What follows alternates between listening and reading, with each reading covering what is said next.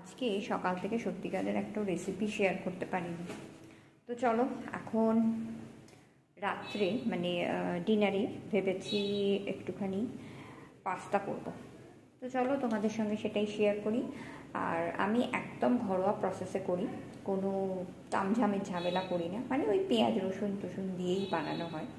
তো চলো তোমাদের সঙ্গে আমার সিম্পল পাস্তা রেসিপিটা শেয়ার করে দিই।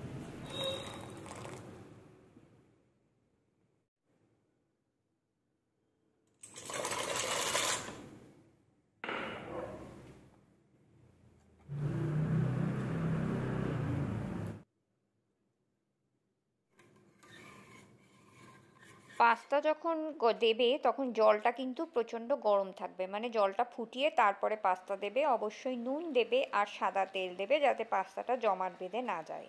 এখানে আমি দুটো সসকে মিশিয়ে নেব। একটা হচ্ছে রেড চিলি সস 2 চামচ, আর যেটা আমাদের টমেটো সস হয় আর কি, সেটা 2 চামচ দিয়ে হালকা সামান্য 2-3 ফোঁটা জল দিয়ে একটু মিশিয়ে রেখে দেব একটা কাপের মধ্যে।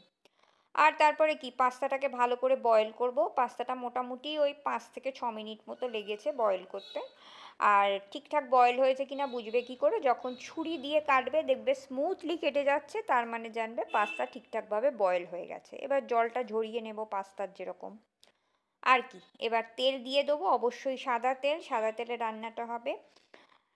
এর মধ্যে যেটা দেব সেটা হচ্ছে গিয়ে তোমার আদা কুচি, রসুন কুচি আর কাঁচা লঙ্কা কুচি, মানে ছোট ছোট করে একদম কুচিয়েছি। আর রসুন নিয়েছি ওই 3-4 কোয়া মতো, আদা একটা ছোট্ট টুকরো, আর পেঁয়াজ একটা ছোট্ট সামান্য ছোট্ট ছোট্ট করে কাটা, আর ক্যাপসিকাম নিয়েছি একটুখানি, একদম ক্যাপসিকাম।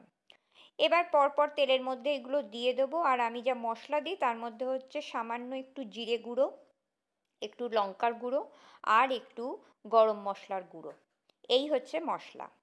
এবার যথারীতি এগুলো মশলাগুলোকে ভালো করে মিশিয়ে নেব। আর হ্যাঁ, অবশ্যই কিন্তু সামান্য পরিমাণে নুন এই সময় দেবে, যেহেতু পাস্তা সিদ্ধ করার সময় নুন থাকে আর সসগুলোতে নুন থাকে, অতএব সেটা একটু বুঝে দিতে হবে। আর এবারে যে দুটো ভ্যারাইটির সস আমি মিশিয়ে রেখেছিলাম ওই সসটাকে দিয়ে দিলাম। সসের মধ্যে সামান্য একটু জল দিয়েও দিতে পারো, যেটুকু লেগে থাকে কাপের মধ্যে।